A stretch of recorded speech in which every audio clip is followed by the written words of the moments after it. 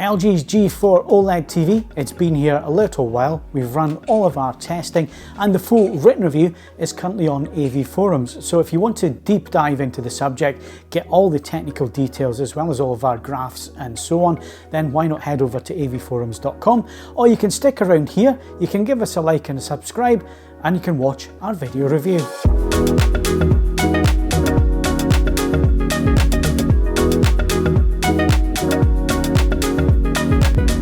Hello and welcome back to the AV Forums YouTube channel. I'm Phil Hinton, the site editor, and today we're going to go through the LG G4 OLED Evo TV. Now this is our best in class winner for 2024. It's as simple as that. The G3 was a great TV last year. The G4 continues that with MLA Plus technology and the new META booster technology, adding a little bit more brightness. Not a huge amount, but it is perceivably brighter this year. But there are some really neat features with the new Alpha 11 AI processor. And the first one of those that really jumps out at you when you do A/B comparisons with the G3, which we've luckily been able to do behind closed doors. I wasn't allowed to film it, but before getting our review sample, we did do some side-by-side testing.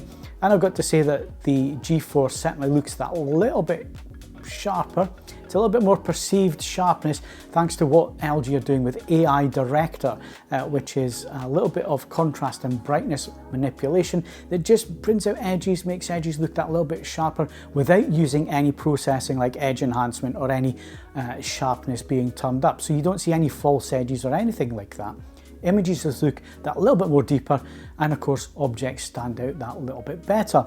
So gamers get 4K 144 support as well as 4K 120 with Dolby Vision HDR if you want it, and not a lot of TVs out there do that with 120, so nice to see that LG are supporting that for another year going forward.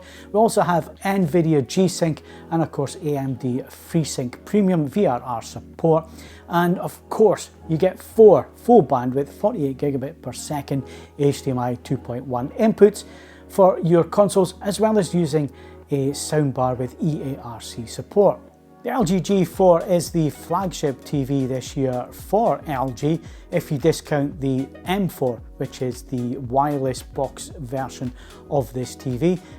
Rather expensive model. We suspect that C4 and G4 in the UK at least, and probably in the US as well, will be the sweet spots in the LG range, with obviously the G4 being that flagship model.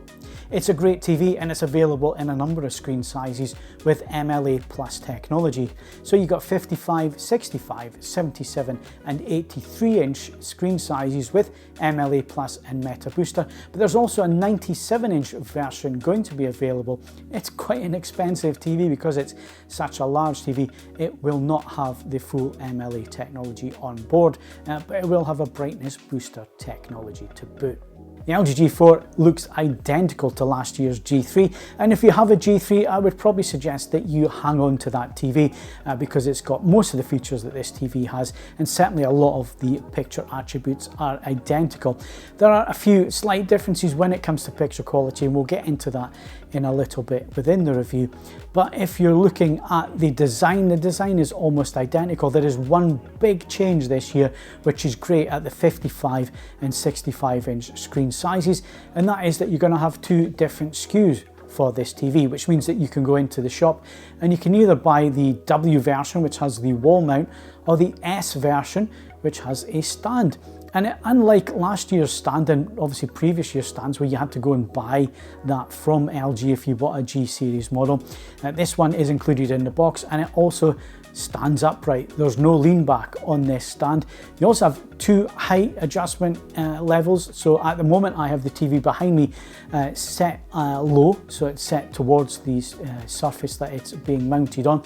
But if I had a sound bar there, then there is a second height adjustment, so you can lift the TV panel up on the stand and it gives you enough room for a sound bar underneath there. So the design, like I say, very similar, but you get that new stand this year. So well done LG for listening to the feedback.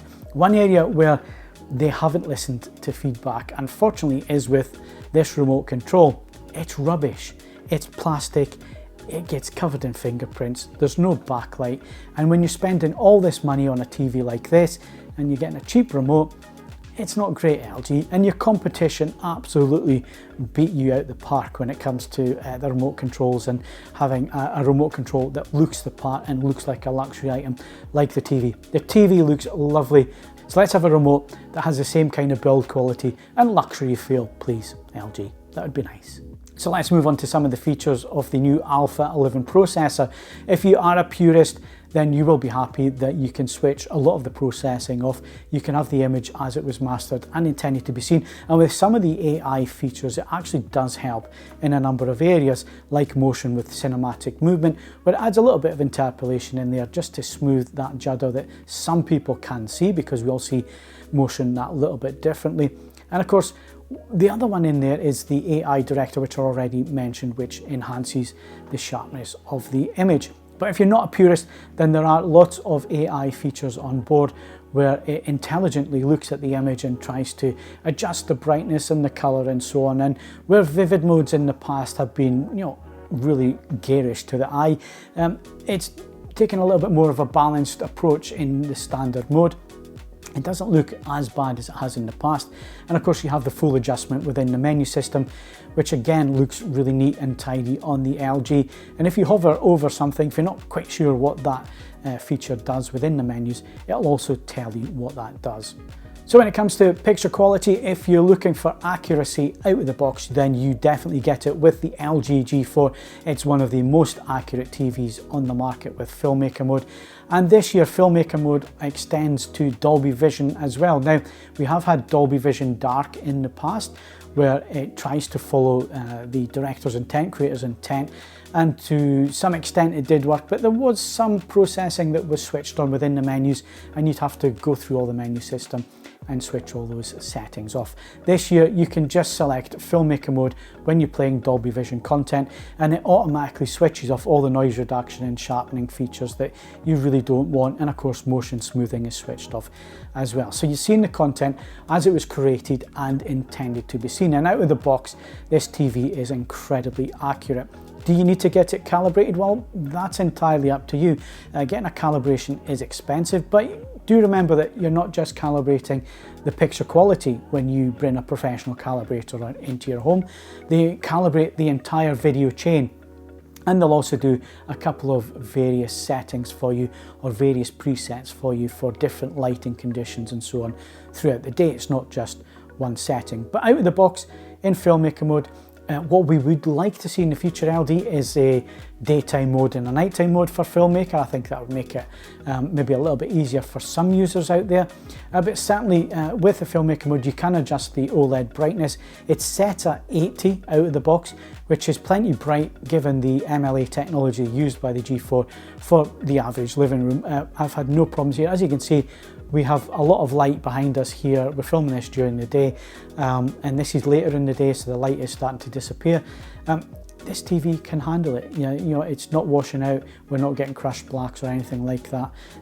So yeah, it's a very, very good TV when it comes to picture quality. So of course on the G4 we get MLA plus technology, along with the META Technology 2.0. So a little bit more brightness boosting. The algorithms have been tweaked that little bit more for this year, just to eke a little bit more brightness out of the panel and give you a little bit more impact when it comes to HDR. But of course, we're talking about Micro Lens Array Plus and META Technology and LG Display, who make the displays, talk about that as well. But LG Electronics won't. They call it Light Control Architecture and Brightness Booster Max, because they think using MLA and so on will confuse the consumer. But is it confusing the consumer? Because other brands are talking about MLA, like Philips and Panasonic, for example. So perhaps using the MLA naming is more in line with what the consumer would be expecting. So MLA Plus is just an advancement on last year's MLA, and those were micrometer convex lenses that are attached to each and every pixel, and there's millions of them, billions of them. And what it does is it directs light that's normally lost within the TV from the panel and directs that out to the viewer. So of course you get that extra brightness from the panels. So when you're talking about extra brightness with HDR, what are we talking about in terms of figures? So you're looking at about 1483 nits on a 2% window, which goes down to about 1480 on a 10% window. So that's about 100 nits more than what we measured on the G3 last year. So again, incremental improvement there. But what has changed is the AI processing and the algorithms that are used for HDR tone mapping. And of course, they have a new feature on the G4 as well. If you go under the dynamic tone mapping menu, you can switch on the HDR professional mode, and that gives you 1000, 4000 and 10,000 nit options. And basically what you can do there is you can adjust the roll off. So the TV has to tone map once you get over the peak brightness of that display. So if it's 1000 nit content, it doesn't need a great deal of tone mapping because the set can already do 1400 odd nits. There's not a lot of tone mapping goes on there, but if you feed it a 4000 nit master, then the TV will have to apply some tone mapping. And what it tends to do is roll off, take a little bit off the average picture level, the APL, in terms of overall brightness, but it tries to bring a little bit more detail into the brightest areas, the highlights, the specular highlight areas, without clipping it out. What you can do with this new control in the menu system is adjust that roll off. So you can either have it clip as soon as it hits the peak brightness limit of the panel, or you can adjust the roll off in various ways where you can take down the average picture level but bring back a little bit more detail into the image. The choice is yours. Now, it is for professional use, but of course consumers can use it as well, and professionals do use these panels in Hollywood. LG boasts that they have more client reference monitors in Hollywood than all of the competition put together. And when it comes to image quality, it is a very slight step up on the G3, but there is improvements there to be seen. Now, if you own the G3, it's not worth the upgrade, but if you own an older LG OLED or another OLED from a few years ago from other manufacturers, then do seek out the G4, have a look, have a demo, get yourself into a dealer, take your content with you, so stuff that you normally watch. If you normally watch YouTube, terrestrial TV and chat shows and that kind of thing, and you're not watching demo quality film material all the time on your TV, well, go and watch the quality of material that you normally watch. Only you can decide what you like in terms of the TV. This TV's processing is very, very good indeed. Probably one of the best on the market. Certainly toe for toe with Sony when it comes to image processing these days. And the Alpha 11 processor is just that little bit more powerful again. So in wrapping up the LG G4 this year, it's a fantastic TV, but the first thing I will say is that if you have a G3, there's no need for you to upgrade this year. I don't think the step up is great enough to warrant that extra expense on your part. If you're coming from an older TV, then absolutely check out the G4. But if you don't want all the latest features, you may actually be better suited with the G3. So only you can decide that. That's something for you to think about. In terms of the other competition out there, well, the Sony A95L will continue into 2024. It was only released at the end of 2023, and there's certainly no signs of Sony changing that for quite some time yet. So if that's a TV of interest, then maybe get both of them side by side and see what you think. I haven't had the opportunity to do that just yet, but what we are doing is we're putting together a new testing facility here. As soon as that's up and running, I will be doing lots more of these comparison videos, comparing the screens next to each other, so you can see what differences there are with the flagships. And don't forget, these flagship models, they're all superb TVs. We're talking about minute differences between those. And of course, we've got Samsung's QD OLED, the S95D, just waiting on that review sample popping in. Once it does, we'll get them side by side. A little bit different approach to OLED technology with QD OLED. You get that wider color volume. But there are some drawbacks with the Samsung as well. Like I say, there's no such thing as a perfect TV, and I've already given you some of the drawbacks on the G4. I think both of those TVs are going to be best in class winners this year, and certainly the G4 picks up that badge because for SDR movies, it's cinematic, it is so accurate out of the box, and of course you've got most of the relevant HDR formats on there, HLG, HDR10, and of course Dolby Vision. And again, HDR wise, Filmmaker mode now available with all HDR flavors, including Dolby Vision, so you get that accuracy right across the board. For a gamer, this TV is brilliant. It's got most of the features you're going to need, including 144Hz support there for gamers using a PC gaming outfit. You can do 144 with this TV. Even at 4K 120, it will do that as well with Dolby Vision HDR. So it really is a great TV for full bandwidth HDMI 2.1 slots. So you can see why it picks up our best in class this year. It's a TV that you should really think about and go and have a look and get a demo. If you've enjoyed this video, then please do give it a like and do subscribe to the channel, and we'll see you in the next one. Goodbye.